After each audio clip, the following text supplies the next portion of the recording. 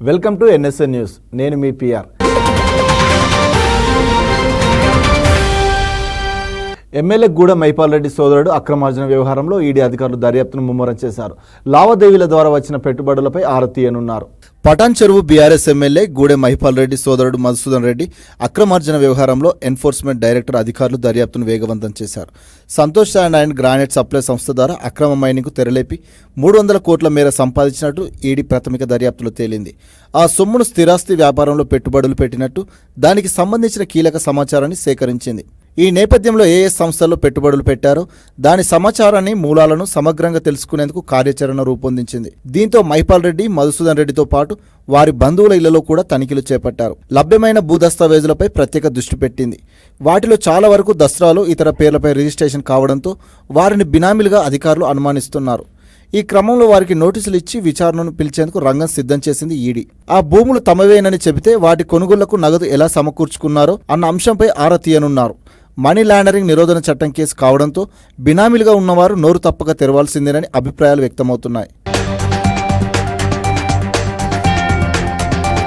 అక్రమ మైనింగ్ ద్వారా సంపాదించిన సొమ్ము ఆనవాళ్లు ఎక్కడ రికార్డులోకి ఎక్కకుండా జాగ్రత్త పడ్డారని ఈడీ ఇప్పటికే గుర్తించింది. క్వారీలో కంకర విక్రయించడం ద్వారా వచ్చిన సొమ్మును కేవలం నగదు రూపంలో మాత్రమే తీసుకోవడం ఇందుకు కారణమని అనుమానిస్తుంది. సంస్థ బ్యాంకు ఖాతాల లావాదేవీలు పరిశీలించి ఈ నిర్ణయానికి వచ్చింది. భూ దస్తావేజుల సమాచారం తెలిస్తే అక్రమార్జన పెట్టుబడుల డొంక కదులుతుందని అధికారులు భావిస్తున్నారు. ఈ నేపథ్యంలో బినామీలు ఇవ్వనున్న వాంగ్మూలాలపై ఉత్కంఠ నెలకొంది. అలాగే మైపాల్ రెడ్డి, మధుసూదన్ రెడ్డిలకు సంబంధించిన బ్యాంకు లాకర్లను తెరిస్తే మరింత కీలక సమాచారం లభిస్తుందని ఈడీ అధికారులు అంచనా వేస్తున్నారు. కేంద్రంలో కొత్తగా ప్రభుత్వాన్ని ఏర్పాటు చేసిన ఎన్డీఏ కూటమి 18వ లోక్సభ సమావేశానికి ముహూర్తం ఫిక్స్ చేసింది. జూన్ 25 11 గంటలకు లోక్సభ ఫస్ట్ సెషన్ ప్రారంభం కానుంది. ఉదయం 11 గంటల నుంచి ప్రధాని మోడీ తర్వాత మంత్రిమండలి ప్రమాణ స్వీకారం చేయనున్నారు.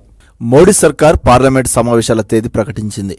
ఈ నెల 25న ప్రధాన మంత్రిమండలి ప్రమాణ స్వీకారం అనంతరం వివిధ రాష్ట్రాల ఎంపీలు ఆల్ఫాబెట్ లెటర్స్ ఆర్డర్లో ప్రమాణ స్వీకారం చేయనున్నారు. మొదటి రోజున మంత్రివర్గంతో పాటు మరో 280 మంది ఎంపీలు, తర్వాత రోజు మిగిలిన 263 మంది ఎంపీలు ప్రమాణ స్వీకారం చేస్తారు. సోమవారం రాష్ట్రపతి భవన్లో రాష్ట్రపతి ద్రౌపది ముర్ము లోక్సభ ప్రోటెం స్పీకర్గా భార్తృహరి మహతాబ్తో ప్రమాణం చేయిస్తారు. జూన్ 26న లోక్సభ స్పీకర్ ఎన్నికను నిర్వహించనున్నారు. జూన్ 27న ఉభయ సభల సంయుక్త సమావేశంలో రాష్ట్రపతి ముర్ము ప్రసంగించనున్నారు. రాష్ట్రపతి ప్రసంగానికి ధన్యవాదాలు తెలిపే తీర్మానంపై జూన్ 28న చర్చ ప్రారంభమవుతుంది. జూలై 2 లేదా 3న చర్చకు ప్రధాని మోడీ సమాధానం ఇస్తారని సమాచారం. ప్రజల సమస్యలను పరిష్కరించడమే తన ధ్యేయమని మంత్రి కోమటిరెడ్డి వెంకటరెడ్డి అన్నారు. కాంగ్రెస్ ప్రభుత్వం ఇచ్చిన హామీలన్నిటికీ కట్టుబడి ఉందన్నారు. 6 గ్యారెంటీలను అమలు చేస్తుందని స్పష్టం చేశారు. నల్గొండలోని తన క్యాంప్ కార్యాలయం సమీపంలోని మున్సిపల్ పార్కులో ప్రజల వినతులు స్వీకరించారు. అనంతరం మంత్రి కోమటిరెడ్డి వెంకటరెడ్డి మాట్లాడారు. నియోజకవర్గంలో ప్రజలకు అన్ని విధాలుగా అండగా ఉండి వారి సమస్యల పరిష్కారం కోసం కృషి చేస్తానని స్పష్టం చేశారు. ఎన్నికల్లో ఇచ్చిన హామీ ప్రకారం పట్టణ ప్రజలకు అందుబాటులో ఉండి సమస్యల పరిష్కారం కోసం కృషి చేస్తానన్నారు. పార్టీలకు అతీతంగా అభివృద్ధి సంక్షేమ పథకాలను అమలు చేయడం జరుగుతుందన్నారు. సంబంధిత జిల్లా అధికారులంతా తమ వద్దకు వచ్చిన ప్రజల సమస్యలను పరిశీలించి వెంటనే పరిష్కరించాలని ఆదేశించారు. ఏపీ రాజధాని పునర్నిర్మాణంపై దృష్టి పెట్టిన ఎన్డీఏ ప్రభుత్వం శరావేగంగా అడుగులు వేస్తుంది. అందులో భాగంగా అమరావతిలో కేంద్ర ప్రభుత్వ సంస్థలు ఏర్పాటు చేసేలా ప్రయత్నాలు చేస్తుంది. తాజా పరిణామాల నేపథ్యంలో అమరావతిలో కార్యాలయం ఏర్పాటుకు ఐఓసీ, హెచ్పీసీఎల్, గేల్ ఆసక్తి చూపుతున్నాయి. ఆంధ్రప్రదేశ్ రాజధాని అమరావతి పునర్నిర్మాణంపై దృష్టి పెట్టిన చంద్రబాబు సర్కార్ వేగంగా అడుగులు వేస్తుంది.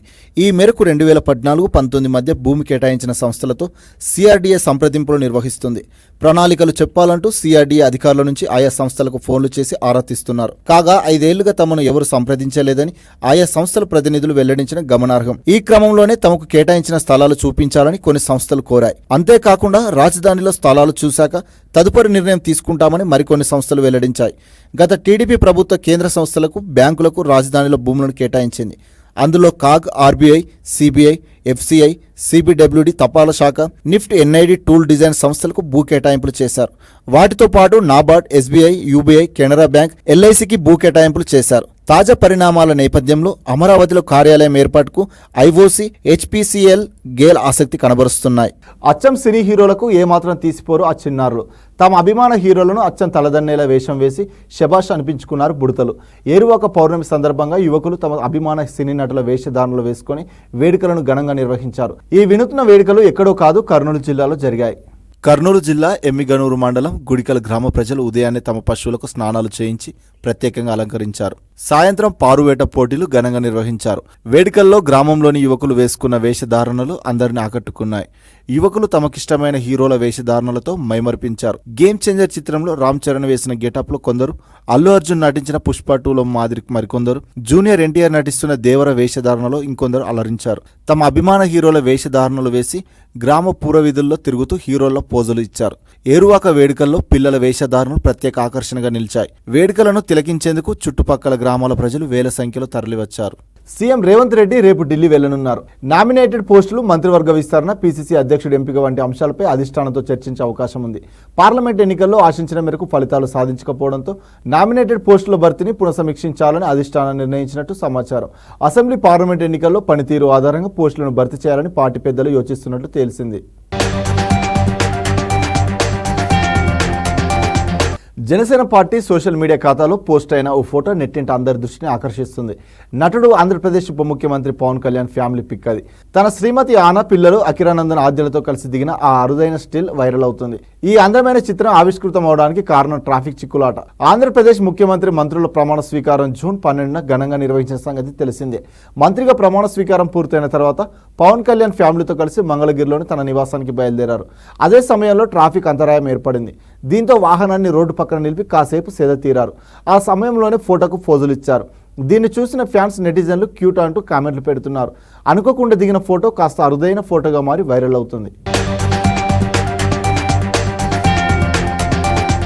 నెలలోగా మహిళలకు ఆర్టీసీ ద్వారా ఉచిత బస్సు సౌకర్యం కల్పిస్తామని ఏపీ మంత్రి రాంప్రసాద్ రెడ్డి తెలిపారు.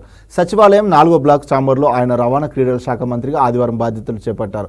ఆర్టీసీ సిబ్బందికి మెరుగైన శిక్షణ ఇచ్చే ట్రైనింగ్ సెంటర్ల ఏర్పాటుపై తొలి సంతకం చేశారు. అనంతరం మీడియాతో మంత్రి మాట్లాడారు. తెలంగాణ, కర్ణాటకలో ఉచిత బస్సు సౌకర్యంపై సమీక్ష నిర్వహిస్తామని తెలిపారు రాంప్రసాద్ రెడ్డి. ద్వారా అలాగే రవాణా శాఖ ద్వారా ఏ విధమైన చర్యలు చేపడితే ప్రమాదాలు నివారించవచ్చో ఆ విధంగా చేసేదానికి నేను సిద్ధంగా ఉన్నా. ఆంధ్రప్రదేశ్లో శ్రీ మహిళామూర్తులందరికీ ఏపీఎస్ఆర్టీసీ ద్వారా ఉచిత ప్రయాణాన్ని అందించే పథకాన్ని అతి త్వరలో ముందుకు తీసుకొస్తున్నాం. ట్రాన్స్పరెన్సీతో ఏ విధమైన సమస్యలు లేకుండా, ఎవరికి కష్టం లేకుండా ఈ ప్రోగ్రామ్ని ఇక్కడ ఇంప్లిమెంట్ చేసే విధంగా ఈ రాష్ట్ర ప్రభుత్వం అలాగే రవాణా శాఖ, ఏపీఎస్ఆర్టీసీ చర్యలు తీసుకుంటుందని గత వైసీపీ ప్రభుత్వ విధానాల కారణంగా రాష్ట్రంలో 40 లక్షల మంది భవన నిర్మాణ కార్మికులు ఉపాధిని కోల్పోయారని కార్మిక శాఖ మంత్రి వాసంశెట్టి సుభాష్ ఆరోపించారు. ఇసుక అందుబాటులో లేకపోవడమే దీనికి కారణమన్నారు మంత్రి. కాకినాడలో నిర్వహించిన మీడియా సమావేశంలో ఆయన మాట్లాడారు. ఇసుక అందుబాటులోకి తెచ్చి కార్మికులకు జీవనోపాధి కల్పించేందుకు తమ ప్రభుత్వం కృషి చేస్తుందని చెప్పారు మంత్రి సుభాష్. చంద్రన్న బీమా సాయాన్ని 10 లక్షలకు పెంచినట్లు తెలిపారు. దీనివల్ల ప్రమాదాలకు గురయ్యే కార్మికుల కుటుంబాలకు చేయూత లభిస్తుందన్నారు కార్మిక శాఖ మంత్రి. అనంతరం జీజీహెచ్లో డయేరియాతో చికిత్స పొందుతున్న బాధితులను పరామర్శించారు. ఆరుద్ర కార్తె రాగానే ఎర్రని పురుగులు దర్శనమిస్తాయి. ఎరుపు రంగు పట్టు వస్త్రాన్ని కప్పుకున్నట్లుగా కనిపిస్తాయి. వీటిని ఆరుద్ర పురుగులు అంటారు. ఈ పురుగులు కనిపిస్తే రైతులు శుభసూచకంగా భావిస్తుంటారు. సిద్దిపేట జిల్లా మిరుదొడ్డి శివారులో పంట పొలాలు ఆరుద్ర పురుగులు కనువిందు చేశాయి. ఎమ్మెల్యే పాడి కౌశిక్ రెడ్డికి రవాణా శాఖ మంత్రి పొన్నం ప్రభాకర్ లీగల్ నోటీసులు ఇచ్చారు.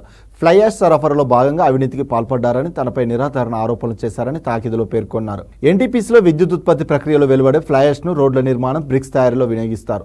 ఫ్లై యాష్ను టెండర్ల ద్వారా ఉచితంగా సప్లై చేస్తారని, ఆ ప్రక్రియ అంతా ఎన్టీపీసీనే చూసుకుంటుందని పొన్నం ప్రభాకర్ నోటీసులో పేర్కొన్నారు. బీఆర్ఎస్ ఎమ్మెల్యే పాడి కౌశిక్ రెడ్డి హుజురాబాద్లో ఫ్లై యాష్ లారీలను నిలిపివేశారని, భారీగా డబ్బులు దండుకున్నారని, తన పరువుకు భంగం కలిగేలా ఆరోపణలు చేశారని తెలిపారు.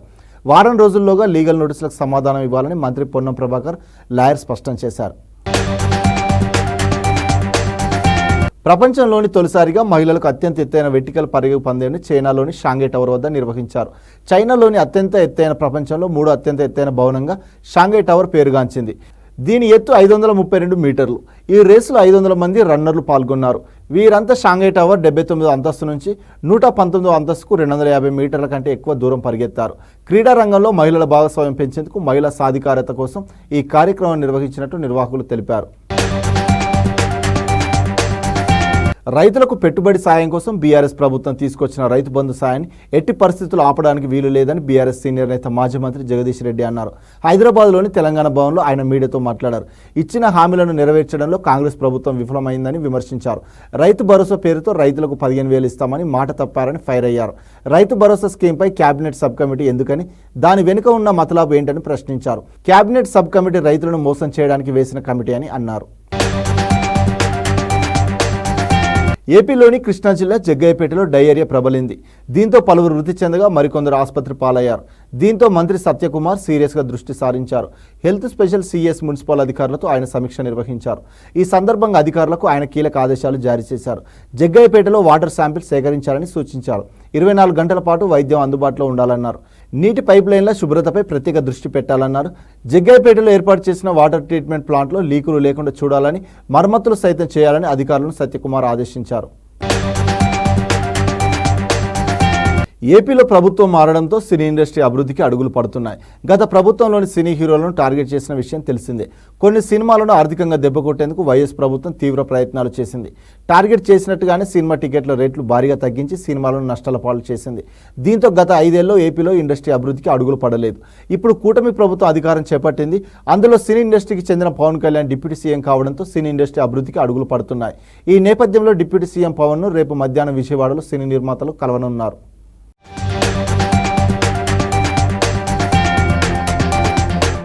పద్మశ్రీ అవార్డు గ్రహీత సకినే రామచంద్రయ్య అనారోగ్యంతో కన్నుమూశారు. గత కొంతకాలంగా ఊపిరితిత్తులకు సంబంధించిన వ్యాధితో బాధపడుతున్న ఆయన మణుగూరులోని తన నివాసంలో తుదిశ్వాస విడిచారు. ఆదివాసీ దేవతలైన సమ్మక్క సారలమ్మ జీవిత చరిత్రను కంచు మేళం ద్వారా ప్రపంచానికి చాటి చెప్పిన రామచంద్రయ్యకు కేంద్ర ప్రభుత్వం 2022లో పద్మశ్రీ అవార్డును ప్రకటించింది.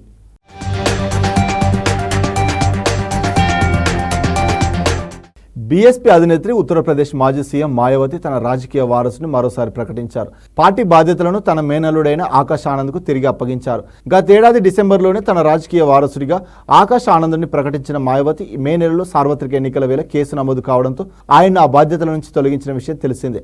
రాజకీయ పరిపక్వత వచ్చే వరకు ఆయన్ను తప్పిస్తున్నట్లు పేర్కొన్నారు. అయితే ఆదివారం సమావేశమైన పార్టీ నేతలు ఇటీవల లోక్సభ ఎన్నికల్లో బీఎస్పీకి ఎదురైన ఘోర ఓటమిపై సమీక్షించారు.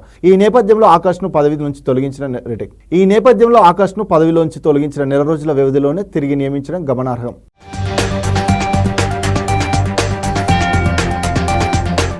ఏపీ ప్రభుత్వం జూలై 1న ఇంటింటికి పెన్షన్ పంపిణీ దిశగా కసరత్తు చేస్తుంది. ఎన్నికలకు ముందు హామీ ఇచ్చినట్లుగా పెన్షన్లు పెంచుతూ ఇప్పటికే ఆదేశాలు జారీ చేసింది. అయితే పెన్షన్ పంపిణీ వాలంటీర్ల ద్వారా చేయాలా లేక ప్రభుత్వ సిబ్బంది చేత చేయించాలా అన్న దానిపై ఇంకా క్లారిటీ రాలేదు. రేపు జరిగే కేబినెట్ సమావేశంలో ఈ అంశంపై క్లారిటీ రానుంది. ఆర్థిక మంత్రి పయ్యావుల కేశవ్ పెన్షన్ పంపిణీపై స్పందిస్తూ పెంచిన పెన్షన్ పంపిణీ చేయడానికి ఎలాంటి ఇబ్బందులు లేవని అన్నారు.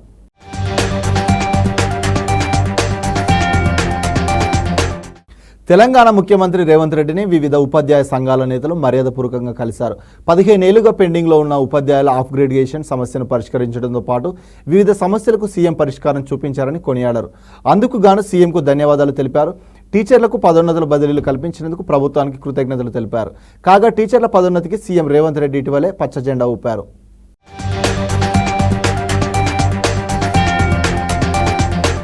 రెజ్లింగ్లో ఒలింపిక్ పతక విజేత బజరంగ్ పూనియాపై మరోసారి సస్పెన్షన్ వేటు పడింది. డోపింగ్ పరీక్షకు శాంపిల్ ఇవ్వని కారణంగా ఆయన్ను నేషనల్ యాంటీ డోపింగ్ ఏజెన్సీ తాజాగా సస్పెండ్ చేసింది. నెల క్రితమే ఆయనపై తొలిసారి వేటు వేయగా ముందస్తు నోటీసులు జారీ చేయని కారణంగా దాని క్రమశిక్షణ సంఘం ఎత్తివేసింది. అనంతరం నోటీసులు ఇచ్చిన నాడా తాజాగా చర్యలకు ఉపక్రమించింది.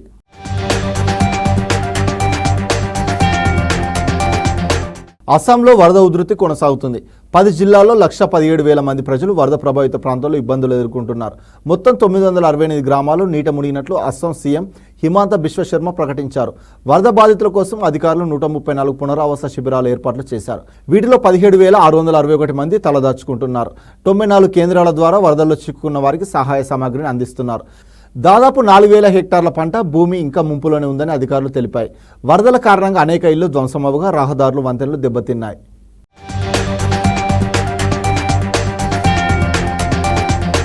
ఛత్తీస్గఢ్లోని సుక్మా జిల్లాలో ఆదివారం నక్సల్ జరిపిన దాడుల్లో 2 సిఆర్పీఎఫ్ జవాన్లు మరణించారు. సుకన్ జిల్లాలోని సిల్గర్, టేకులగూడెం గ్రామాల మధ్య నక్సలైట్లు ఐఈడీని అమర్చినట్లు పోలీసులు తెలిపారు. సిఆర్పీఎఫ్ కు చెందిన కోబ్రా 201 బెటాలియన్ కు చెందిన సిబ్బంది రోడ్ ఓపెనింగ్ లో భాగంగా సిల్గర్ నుంచి టేకులగూడెం క్యాంపునకు పెట్రోలింగ్ చేస్తున్నారు. ట్రక్కు బైకులపై వెళ్తుండగా ఐఈడీ పేలుడు పదార్థాలతో మావోయిస్టులు ట్రక్కు పేల్చివేశారు. ఈ ఘటనలో కానిస్టేబుల్ శైలేంద్ర, డ్రైవర్ విష్ణు చనిపోయారు. బ్లాస్ట్ తో అప్రమత్తమైన బలగాలు ఆ ప్రాంతంలో సెర్చ్ ఆపరేషన్ నిర్వహిస్తున్నారు. ఇంతటితో ఈ వార్తలు సమాప్తం. మరిన్ని వార్తలతో మళ్ళీ కలుద్దాం. అంతవరకు చూస్తూనే ఉండండి మన NSN న్యూస్.